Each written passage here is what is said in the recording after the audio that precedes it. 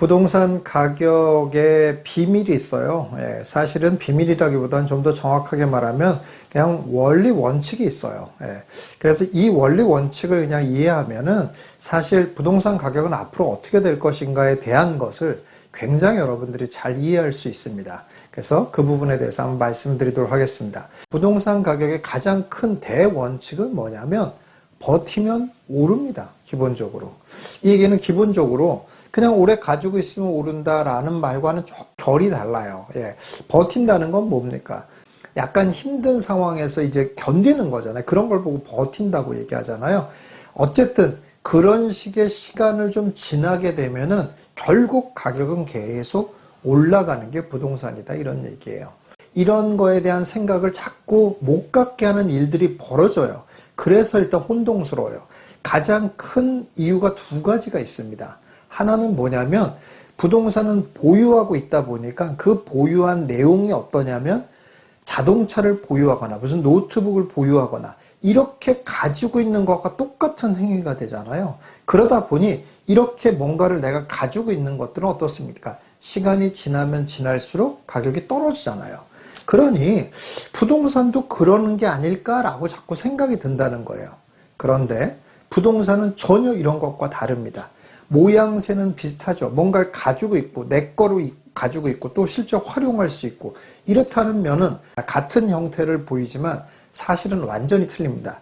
왜 완전히 틀리냐면 기본적으로 부동산은 어떤 것을 소유하는 건 맞습니다. 근데 소유하는 건 여기에 소유라는 말의 의미는 뭐냐면 그냥 단지 어떤 부동산 하나만을 소유하는 게 아니기 때문에 그래요. 부동산이라는 건 그 위치하고 있는 곳에 주변의 것까지 누리는 그 가치까지 같이 소유하는 거예요. 그래서 부동산 가격이 오르는 겁니다. 가장 대표적인 게 강남이지 않습니까? 강남 많이 낡았어요. 예. 그런데도 왜 가격이 계속 오르냐? 강남이라는 곳이 갖고 있는 여러 가지 기반시설을 이용하는 이 가치가 다른 곳보다 월등하게 뛰어나기 때문에 그래요. 그렇기 때문에 그거를 누릴 수 있는 부동산은 비록 부동산 자체로만 보면 낡았고 형편없게 느껴질지 모르지만은 그것이 계속 가격이 오르게 되는 이런 일이 벌어지게 된다. 이런 얘기예요. 꼭 강남만이 그렇다는 게 아니에요. 대부분의 부동산들은 어떠냐면 그 부동산이 있는 위치와 그 위치를 이용할 수 있는 가치라는 게 다 같이 포함되어 있습니다. 그렇기 때문에 그 가치를 다른 곳에서 넘볼 수 없는 정도의 수준이 되기 때문에 계속 가격이 오르는 게 일반적이다라는 거예요. 그렇기 때문에 부동산 가격은 버티면 오르는 게 일반적이고 정석입니다. 일단 여러분들이 이걸 알면 조금 마음이 편해질 수가 있어요. 그러니까 왜 그러냐면 지금도 많은 분들이 저에게 이런 질문을 많이 합니다. 지금 파는 게 나을까요? 한 1년쯤 지나고 나서 파는 게 나을까요? 이런 질문들 하거든요. 굉장히 심각한 고민이죠. 예, 그런데 제가 볼 때는 너무 답이 뻔한 거예요. 1년 후에 팔면 당연히 더 비싸게 팔 수 있어요. 대부분은 그렇습니다. 대부분은. 그렇기 때문에 그런 걸 가지고 너무 고민할 필요가 없어요. 세월이 지나면 내가 갖고 있는 부동산은 예외가 아니라 거의 가격이 오릅니다. 대표적인 예가 어떤 거냐면 분양권 같은 거죠. 분양권 입주장에 어떻습니까? 입주장이 되면 가격이 더 떨어지죠. 예, 더 떨어지는데 시간이 지나면 지날수록 대부분의 경우엔 계속 오릅니다. 예, 전세, 매매 다 올라요. 그렇기 때문에 사실은 조금 이따 내놓을까요? 이런 걸 저한테 또 상담하시는 분들이 많이 있거든요. 예. 근데 별로 예외 없이 늦게 계약을 하면 할수록 가격은 다 올라갑니다. 자, 그런데 그러면 모든 부동산이 다 버티면 올라가냐? 그렇지는 않습니다. 당연히. 예외가 있죠. 이 예외도 여러분들이 잘 이해하고 계시면 이 예외에 해당되지만 않으면 버티면 되겠구나 라고 생각할 수가 있고 이 예외에 해당하면 절대 버티면 안 되겠구나 라고 생각하시면 돼요. 예외는 세 가지 예외가 있습니다.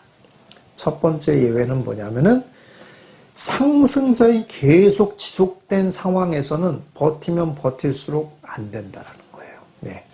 그게 바로 우리가 지난번에 경험을 했지 않습니까? 벌써 2022년도까지 상승장이 얼마나 오래되었습니까? 2015년부터 시작한 7년 정도 되는 상승장이 계속됐어요. 물론 떨어졌다 올라갔다 하는 일이 반복되긴 했습니다만은 어쨌든 간에 상승장이 계속되어 왔다는 것은 사실 뭐 이견이 없는 상황입니다. 이런 때는 버티면 버틸수록 오른다라고 생각하지 말아야 된다는 거예요. 매우 주의해야 될 때죠. 근데 어떻습니까? 현실은. 사람들은 반대죠, 오히려. 이렇게 막 상승장이 계속되면 하나의 이제 관성의 법칙이 작용하니까 계속 오르는 것만 봤단 말이에요. 그러니까 계속 또 오를 줄로만 알아요. 그런데 이렇게 부동산 가격의 상승, 부동산 가격의 움직임의 이런 비밀과 메커니즘을 알게 되면 이렇게 상승장이 지속된 거는 매우 위험한 상황이구나라는 걸 금방 알 수가 있거든요, 사실. 네. 이게 말로 설명해 놓으면 전부 다 금방 이해가 될 것 같은데 막상 그 시점에 딱 있다 보면은 참 이런 걸 하기가 어렵죠. 두 번째 예외는 뭐냐면 물량이 많은 경우입니다. 물량이 너무 많으면 아무리 버텨도 어떻습니까? 기본적으로 아까도 뭐라고 했습니까? 부동산 가격이 올라가는 비밀, 올라가는 메커니즘은 어떻게 되는 겁니까? 결국 그 가치를 누릴 수 있는 것들이 제한적이다라는 거잖아요. 그래서 가격이 올라가는 건데 공급이라는 건 뭡니까? 어쨌거나 일시적으로도 공급이 계속 지속된단 말이죠. 이러면 어떻겠어요? 당연히 가격이 오르지 않고 버티면 버틸수록 오히려 가격이 떨어지는 일이 벌어집니다. 그래서 아까 분양권 얘기를 했는데 대부분의 경우에는 분양권도 계속 버티면 버틸수록 오릅니다만은 이렇게 물량이 계속될 때는 전세 월세 같은 경우도 시간이 지날수록 오히려 가격이 높아지는커녕 떨어지는 이런 일도 벌어진다 이런 얘기예요. 그래서 내가 뭔가를 가지고 있을 때 또는 뭔가를 팔아야 될 때 물량이 얼마쯤 되는지를 보는 거는 매우 중요하죠. 주변 물량을. 세 번째는 뭐냐면 실수요를 기반으로 하고 있지 않은 부동산인 경우입니다. 자, 이런 대표적인 게 뭐예요? 재개발 초기에 있는 물건, 재건축 초기에 있는 물건, 그리고 뭔가 그냥 호재만 나왔는데 그 호재가 먼 미래에 벌어질 일 같은 곳에 있는 것들, 또는 뭡니까? 또는 그냥 가격이 싸다라는 이유로만 막 사게 되는 것들, 그야말로 투자자들만 접근하는 거죠. 이런 물건들, 지방의 기준시가 1억 이하짜리 이런 거 찾아다니는 거, 그런 거 정말 하지 말라고 제가 누차 얘기하지 않습니까? 그런 거 투자자들만 좋아하는 거죠. 실수요자들은 전혀 좋아하지 않아요. 실수요자의 기반도 튼튼하지 않아요. 이런 것들은 시간이 지나면 지날수록 가격이 올라간다라는 이런 원칙이 적용된다고 볼 수 없습니다. 물론 이런 것들도 시간이 지날수록 가격이 올라가는 경우들이 있어요. 그런 때가 있죠, 때가. 그러나 일반적으로 그런 원칙을 적용할 수는 없다 이런 얘기예요. 그렇기 때문에 이런 물건을 가지고 있는 사람들은 부동산은 버티면 버틸수록 오르니까 하고 버텨서는 안 된다는 얘기입니다. 자, 여기서 또 한 가지 주의사항이 하나 있습니다. 유튜브에 보니까 이런 얘기들이 나오더라고요. 부동산 더 떨어진다. 기다려라. 이런 류의 얘기들이 막 나오더라고요. 매수하려고 하는 사람 입장에서는 싸게 사는 게 무조건 좋으니까, 싸게 살려고 더 기다려야 되지 않을까요? 이런 얘기를 하시는 분들이 많이 있어요. 더 떨어진다고 얘기하는 사람들의 유튜브를 보면, 그게 정말 어그로 끌기 정말 좋죠. 더 떨어진다. 앞으로 폭락이 온다. 이런 부정적인 얘기가 어그로 끌기는 아주 좋으니까 들어가서 얘기 들어보지 않습니까? 그럼 다 무슨 얘기냐면 결국 그럴 수도 있다 이런 얘기예요. 자, 이렇게 그럴 수도 있다라는 이런 분들의 이야기 맞습니까? 틀립니까? 100% 맞죠. 그럴 수도 있는 거야 너무 당연한 거 아닙니까? 아니, 인생이라는 건 알 수가 없는데, 그럼 당연히 제가 여러분 기분은 나쁘겠지만 이런 얘기를 만약 한다고 해보세요. 여러분 내일 죽을 수도 있습니다. 이런 저의 이야기는 맞습니까? 틀립니까? 100% 맞죠. 죽을 수 있는 거죠. 우리가 그걸 어떻게 합니까? 그러나 우리가 그게 겁난다고 해가지고 밖에도 못 나가고 그게 겁난다고 해서 차도 못 타고 다니고 이러지는 않습니다.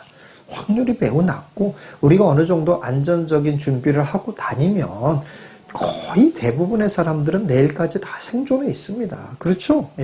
이런 거예요.